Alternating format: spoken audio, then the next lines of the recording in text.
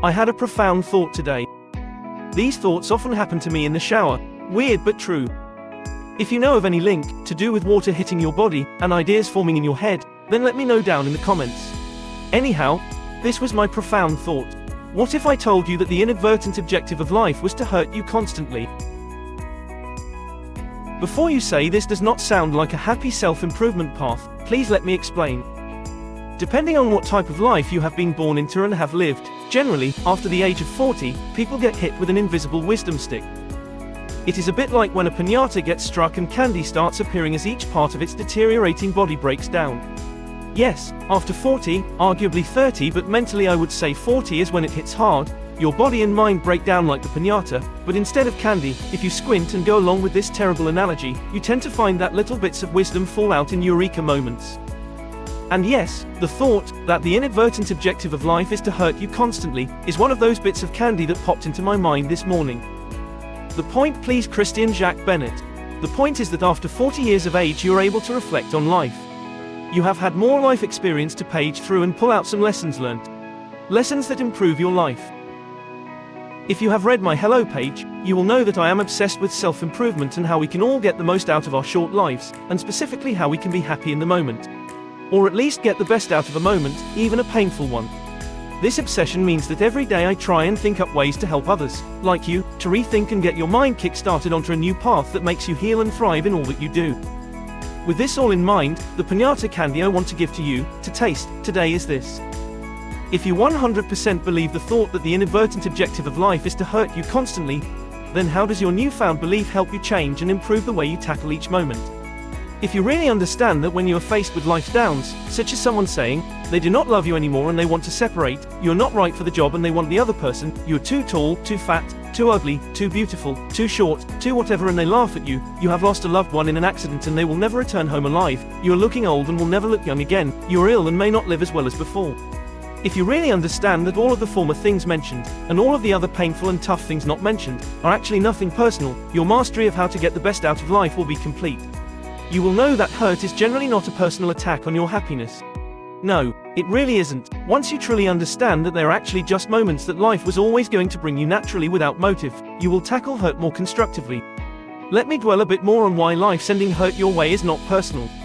It is because the moment you were born, that very moment you burst into life, that was the moment when it was too late to stop the explosive energy that was your life to come. The pain and happiness to come. All this was inevitable. Unfortunately, Toddlers Group only tells you to expect fairy stories with happy endings. But don't worry about that, because now you do know, life's about to make so much more sense and make you feel more at peace and armed with an ability to appreciate all the joy that does come your way. In every moment, even the sad ones. And the wonderful thing is you are born again in every moment. You are given a second chance in every moment. You are naturally therefore subject to what happens to all living beings that are born. You are susceptible instantly to the opposite of life, or else you would not be alive. Yes, that's right, you are susceptible to death. You are susceptible to pain, as a result of being alive. This logic is so obvious, and once you truly understand this point about life, it will stop you from wallowing in pain. Yes, of course, you will experience pain. Yes, of course, it will hurt. Feeling hurt is a normal human, healthy, reaction when something painful is thrown at you. But for those who realize that hurt is not personal, that it is a natural part of living, for those who know hurt was always going to happen to them, because, let's face it, death is a certainty many are too scared to mention. For those who realize that life was always going to give them hurtful moments, those people will break free from taking any painful event personally. They will break free from wallowing in pain for too long than is necessary. Why? Because, why wouldn't you want to break free from hurt? Why would you want to wallow in pain for longer than is necessary? Especially now you know that life is always going to bring you some. It's natural, not personal, hence you have to accept it and deal with it quickly to then move on to happier times faster. Self-pity is a very addictive magic that we are all subject to. It is easy when someone leaves you for another person to feel self-pity. It is easy to wallow for far too long. It is easy to believe that, in some weird voodoo magic type ideology, you can keep the negative voice in your head alive. You know which voice, the one that says, keep feeling low, keep feeling pain. Because the more you can stay feeling this way, the more you can get other people noticing just how much pain you are in. And by wallowing in pain, you will trigger some kind of voodoo magic whereby the universe or the people involved in your pain are going to magically make everything feel wonderful again. But we know voodoo magic thinking is not true. Don't we? Don't you? You know that wallowing will not actually change anything. All wallowing does is make you feel rubbish in the short lifespan you have to live. Rise up and live. So now you know that life is always going to send you hurt. You can move forward being grateful for every moment that there is no hurt.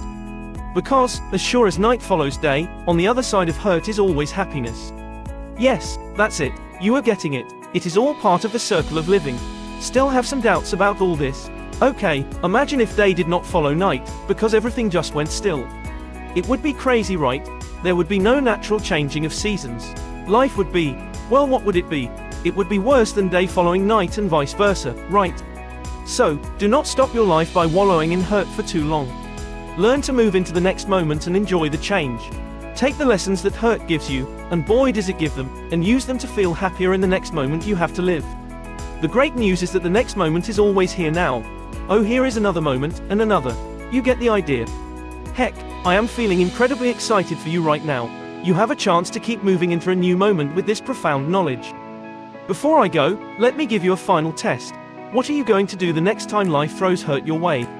Very good, you get a distinction, that's correct. You deal with the hurt you face, you let your emotions happen naturally, but without wallowing. You know to quickly move into the next moment with happiness leading the way. For bonus marks, you know life is for living and hurt is purely for reminding you to live. God bless you and take care today, you amazing person you.